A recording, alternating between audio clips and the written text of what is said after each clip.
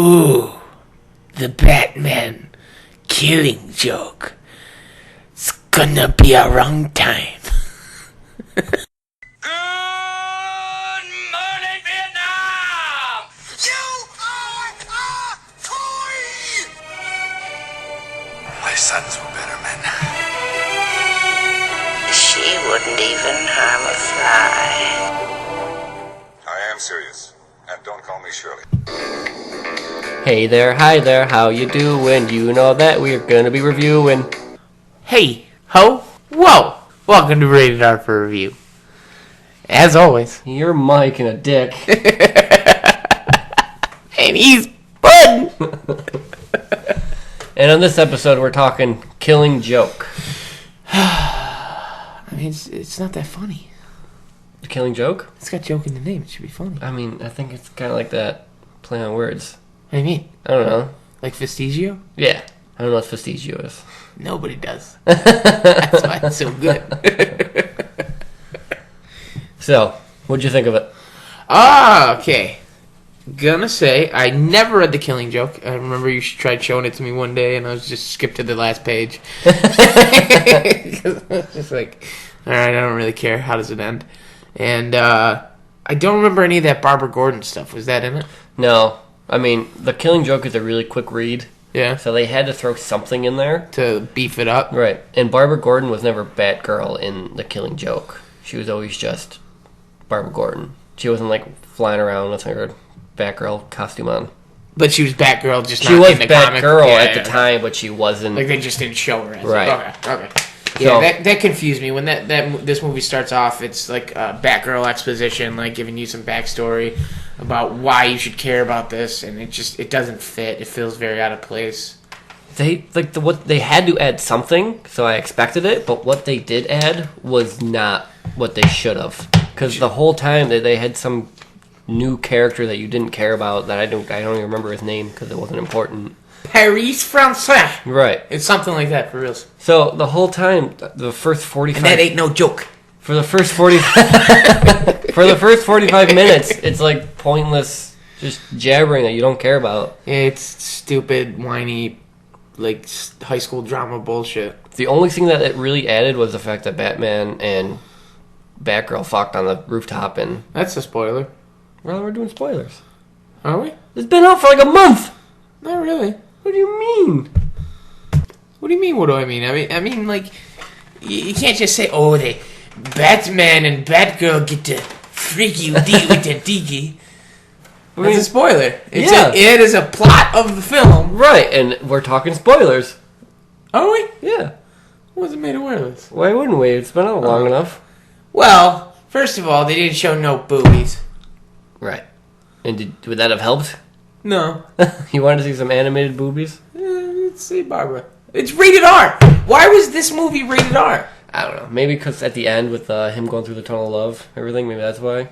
And they didn't even show anything. They didn't, but maybe that's what they just wanted. They were kind of tone. I don't know. It shouldn't have been. Was there an F-bomb? I didn't hear one F-bomb. No. I didn't hear any either. We didn't watch an edited version, did we? No. That was the actual thing. Dude, there's no way that was rated R. I mean, it shouldn't have been, but I think they just took the rated R because it's kind of cool to be rated R now. So they just took it to... So you're going to tell me, okay, like going back, Flashpoint Paradox had way more violence and cursing than this movie did. No clue. It shouldn't have been. I just, man, I'm starting to lose faith in DC properties. Throne of Atlantis wasn't as good as it should have been. And now this, like... I remember for the longest time, the only thing keeping me attached to Warner Brothers was their animated stuff. Because they're on... See, although, you know what? Gods and Monsters was phenomenal. I love the DC animated. The DC animated is great. This is probably one of their weaker ones. Yeah. The Killing Joke. The Killing Joke stuff was awesome. Right, but if you can't make it a 45-minute movie and expect it to sell, so they had to add something, and then they added the total wrong stuff. Have you watched Flash? The Flash? Like on... Yeah, the CW show? Yes. You know they bring Mark Hamill back as the trickster for it? Like, he was the trickster in the original Flash TV show. I didn't know that, but that's cool. And they let him reprise the character. And he's basically just the Joker. Yeah. And it's kind of funny because he voices the Joker. Well, what really got me for this one is they got brought back Mark Hamill and Kevin Conroy for the voices, and anytime those two are on something, it's on point. I'm on board. Yeah. Conroy will always be Batman. But for the issue was, for the first 45 minutes, there wasn't much Batman. It was all Batgirl and Francois. What is his name? Francis Perry. But, like, the problem is, too, like, the movie starts off and you're like, oh, this is Batgirl's story. And then she gets shot, and no, it's not. Like, she's no longer in the movie. Right. So why add that backstory if you're just going to take her out halfway through? Like, they wanted to make you care that she's paralyzed? It's a poor backstory choice. Very. It really is. You didn't need to get that expositional onslaught in order to get the emotional attachment. You're supposed to go, that's Batgirl. Fuck. She just got shot. She's paralyzed. That sucks. What they should have done was have Batman and Batgirl go catch Joker, him doing something, and then it flash forward 2 years when you start the Killing Joke stuff, because that way... Yeah. You see how much you care. That you get attached cool. to Batman, you get attached to Batgirl, get the backstory of the Joker in between it. That would have been cool. And then start the Killing Joke stuff, and then see all that Funhouse stuff, and take it from there, which would have been way better. But I don't know. They don't pay me enough to do it. Did you notice that he kills one of them midgets? Oh yeah, they did. I remember we looked at each other like, did he just when he's punching the mirrors on the Funhouse, and the midgets all dressed like bat creatures are coming out. The door falls out underneath him, catches the ledge. There are spikes in a pit underneath him. The little person walks up. He just takes him by the foot and just throws him into the pit. And we looked at you like, did he just? Then you're like, yeah. This is the spike. He's all tuckered out. He's all tuckered out. But that was definitely unnecessary. Could have just punched him or tripped him. Something. Just fucking puny midget. But with that said, though, what were some of your high points? Oh man, at the end there's a conversation between Batman and Joker, and it's probably the only time they've ever had a real conversation as two people. Which is ripped straight from the comics, which is great. And that was phenomenal to see to me. Like that was, and I told you, like, you know what? Like after that, I was like, I would love to see a comic or a story or a movie where it's not really just the Joker's perspective, but it's reversed. So this Bat villain is out there and he tries to kill this one guy one night by throwing him into a vat of chemicals, and that makes him the Joker. And he, through his insanity that he gets through that, he realizes like the connections between this character. And he's the only one who can stop him because he realizes what he's doing, stuff like that. That'd be cool to see, something like that, where you get more of the Joker's perspective on something, or hell, even just a regular Elseworld where it's the Joker's perspective of him being the villain, and to him, Batman's the villain. Like that'd be cool. Just a change of point of view kind of story. Just seeing the Joker conversate was awesome, and I would love to see something like that because of that. For me, the high points, of course, were Kevin Conroy and Mark Hamill. Just any time they touch something, I'm loving it. But for me, what I love about this, I mean, I have it tattooed on my leg, so I really love the Killing Joke. But they didn't show. Was that not in the book where he's holding the camera? It's the cover. It's the cover. Mm-hmm. So he never actually in the panel pages like. No, not. I mean, he's kind of like he was kind of doing it, standing in the doorway, but he wasn't holding the Waltz camera. Okay. With not in that particular shot. Yeah. But I mean, there are a couple scenes you could tell are straight comic adaptation scenes, and the way they animate the Joker, it just looks so fucking phenomenal. He looks so creepy. He looks so scary in this. Like this was the scariest Joker's ever looked. But I love how they play with each other. And he didn't need tattoos to do it. Yeah, but how Joker and Batman, they want similar things, but just the opposite. How Batman wants to prove that he can rehabilitate Joker, but Joker wants to prove that he can make Batman crazy. Yep. So there's that constant pull and push of the character's motives. That's what I love about the whole storyline. Is that Batman walks into the jail cell and was like, I need to at least make sure I at least tried to talk this out. Yeah, dude, the trailers kind of mislead you. Because the trailers show him actually talking back and stuff like that. And you don't realize that that's dubbed over for that. But, I don't know. Honestly, if I had to rate this movie, it's a pretty weak rating. I'd give it a torrent. Don't waste your money on it. Really? It's something I think you can miss. I really do. honestly, you're probably better just going and getting the comic. Yeah, it's really because it's a short read, so I mean you'll get more enjoyment out of it because it just makes more sense. You don't need to have this hour and a half. But I remember at the end too when you're like, isn't there supposed to be like a pool of blood coming in from the top? That's one of the coolest fan theories. I was kind of waiting for it to show in the movie.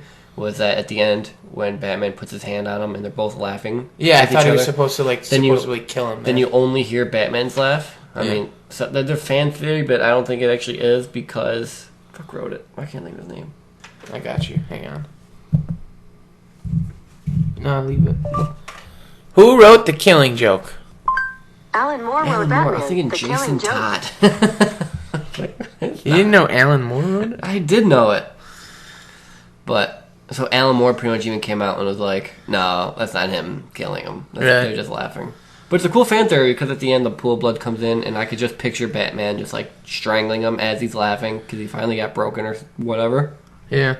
But I would probably just say torrent it. It's not worth because it was. Is it still in theaters? I know it was for. No, it was a very limited release. It was like 3 days in theaters or something like that. It made like what, $3 million? Did it? Yeah. That's cool. Yeah. But I mean, they had to add something. That's probably why they knew they were going to release it in theaters. Yeah. It had some filler. That's what the first 45 minutes God, it was. was so bad. Like, I even looked at you, I was like, dude, can we just skip this? Right. Like, just get to the good part. This was awful, but you made me watch it. You damn straight I did. Fucking dick. What's your favorite DC animated? Flashpoint. Flashpoint? That or the War. But if you're holding the gun to my head, Flashpoint. Yeah, I might agree with you. Either Flashpoint or was it Crisis on Infinite Earths? Was that what? Is that you talking about the one where it was like they Like- kind of retold the story of Batman and Superman and all them? No. The like parallel villainous Justice League comes in and tries to take over their world, and like instead of Batman, it's Owlman. And Oh, yeah. is that Crisis? I don't know. It was Doom was really good too because of that ending. What was your plan to stop you? The Justice League. yeah. Actually, that might be up there too. Yeah, Justice League Doom is really fucking good. Like, you're telling me you don't think you guys need to be washed? No, then you're damn fools. Like, Dude, all of DC animated stuff is on point. yeah. And that's the thing. Like, I come to expect something better at this point. And like I said, Throne of Atlantis was weak. It's one of my favorite comic storylines of all time, and they change it up for the movie, and it kind of doesn't work with the changes they make, but some of it's still great. I don't know, man. I just really wish that, like, instead of changing things, they would have more faith and just put what it is. And that's what the animated has been doing better than the actual cinematic, where they just kind of just follow the storylines. Yeah. For the most part, I mean, you have to take some changes here and there, just because you can't fit a 80-issue run into an hour and a half. Yeah. So they gotta chop it down a little bit, but they do a much better job than the cinematic universe, staying true to the.